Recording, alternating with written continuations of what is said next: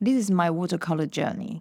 In just 3 months, I've gone from totally beginner to creating something really amazing. All in my 40s, when I first picked up watercolor, I thought it's just going to be a fun side project to add to my photography images. But I didn't know it would turn into a passion on its own. I am a photographer who loves creating conceptual images that tell stories.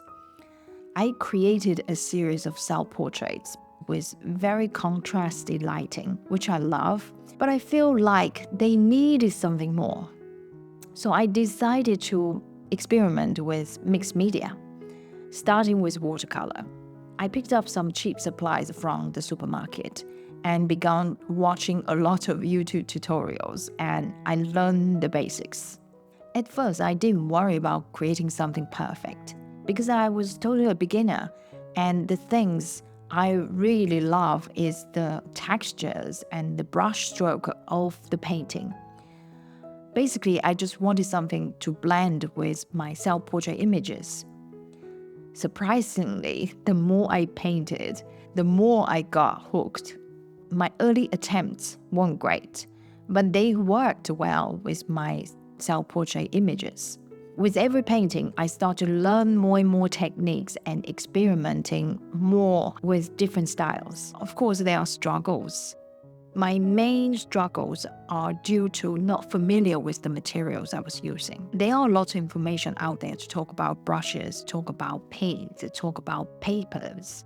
And I really went into a deep dive to research watercolor painting materials. But what struck me is I will never have 100% comprehension until I use the material myself. I have a lot of failed painting. Fail meaning it doesn't work as well as I thought it should be. There are a lot, and lots of experiment.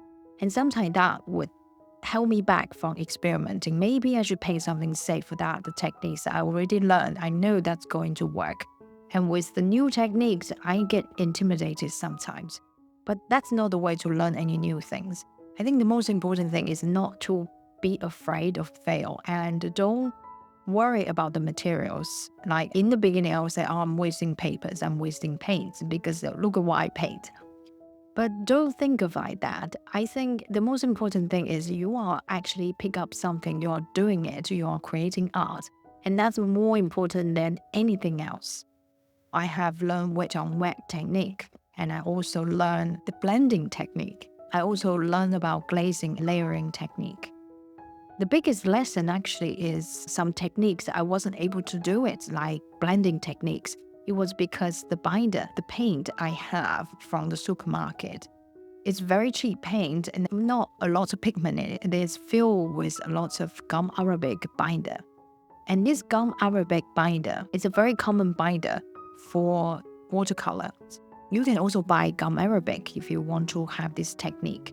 Gum arabic's character is it doesn't let two colors blend in together. I have watched a lot of tutorials, it's all about blending colors together, but there are times we don't want two colors to blend together, and that's the medium to use. Just add the gum arabic. Imagine I was painting something that I need the color blending, and I use the paint is filled with gum arabic. Of course, that will cause a huge problem about blending.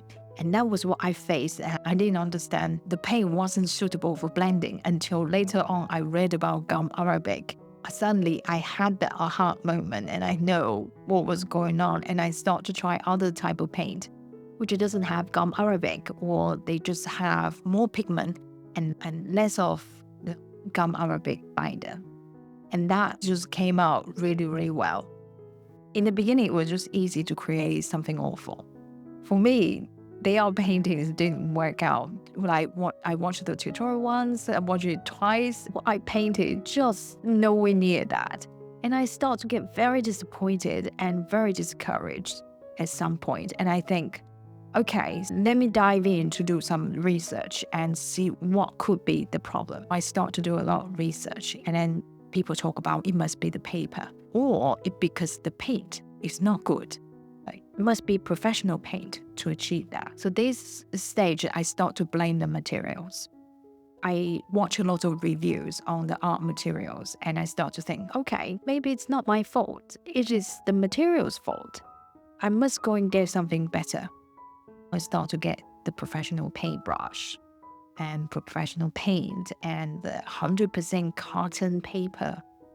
And I tried them, and guess what? My skill didn't improve. I still paid something awful. It was the moment I realized I fell into the trap, the typical trap of a bad craftsman blame his tool. And I couldn't believe I fell for that.